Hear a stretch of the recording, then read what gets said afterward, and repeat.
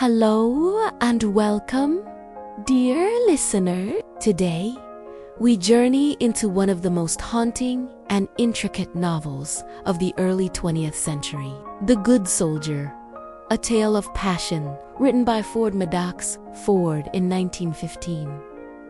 Set just before the First World War, this is not a story of battlefields, but of hearts of lies, love, and tragedy hidden beneath the calm surface of upper-class life. It's told by a man who believed he knew everything about friendship and marriage, until he discovered he knew nothing at all. This is the story of Edward Ashburnham, the good soldier, and the destruction that lies behind his charm. Our narrator is John Dowell, an American man who begins his tale with an unforgettable line. "This is the saddest story I have ever heard."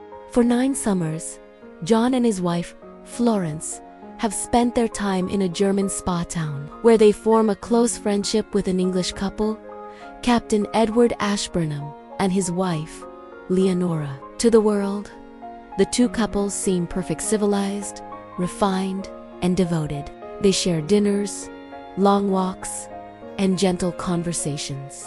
But behind these polite smiles lies a maze of deception that will soon unravel every illusion. Florence, John's wife, appears fragile, claiming to have a weak heart so delicate that any distress might kill her. Because of this, John treats her with extreme care, protecting her from any and all excitement. But as we soon learn, Florence's heart condition is a complete fabrication, a convenient lie she invented years earlier to hide an affair. She used her supposed illness to control John, ensuring he would never suspect her. For 9 years, he lives like a dutiful, gentle, and utterly blind caretaker, never realizing the world he inhabits is built on lies. Then there is Edward Ashburnham, the man John calls the good soldier. He's a British officer, handsome, honorable, and admired by all.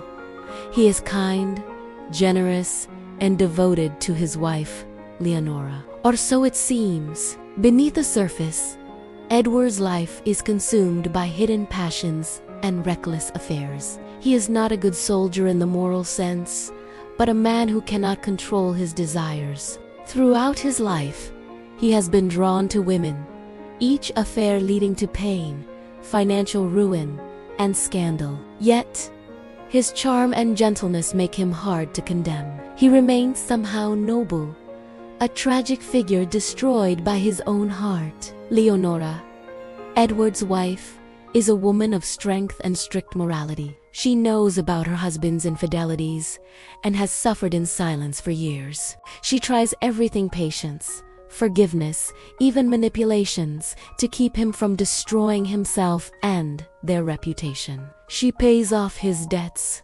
preserves their social standing, and maintains the facade of a perfect marriage. But inside, her love turns to bitterness. Leonora's tragedy is not the chaos of passion, but the slow, quiet suffocation of duty.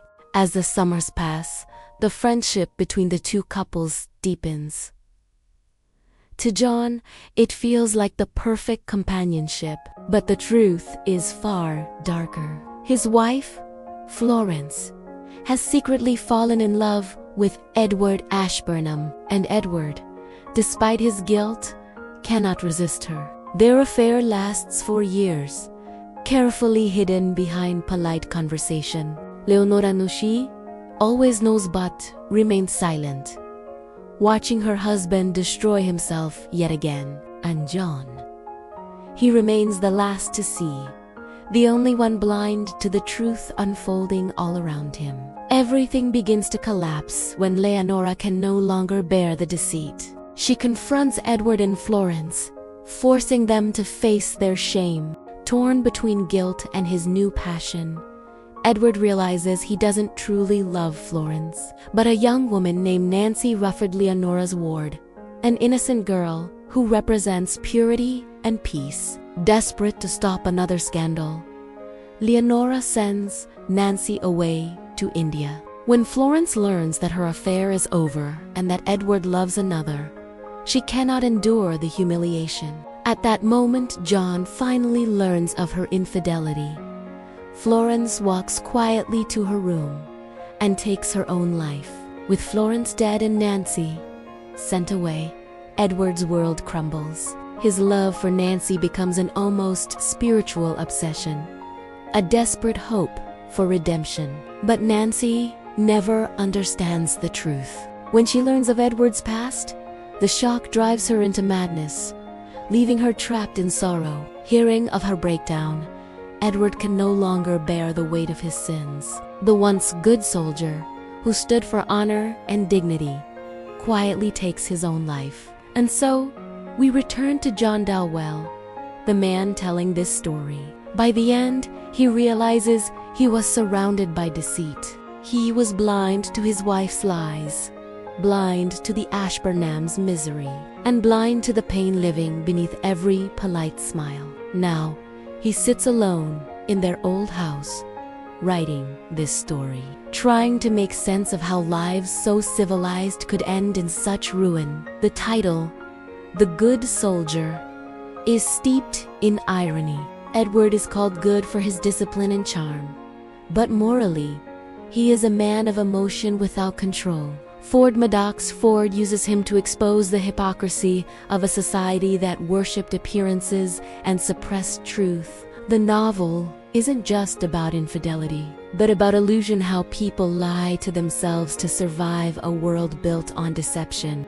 It's a story of love that destroys, of honesty that comes too late, and of the quiet tragedies hidden behind beautiful facades. It reminds us that even the good soldier may be fighting battles we cannot see. Thank you for joining me on this journey. If you enjoyed this story, please like, share, and subscribe for more timeless literature. Until next time.